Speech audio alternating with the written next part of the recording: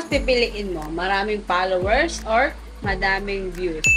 Ano nga ba? Usapan natin sa paramihan ng followers or paramihan ng views. So, para sa akin, mas maganda pa rin yung madaming views kaysa madaming followers.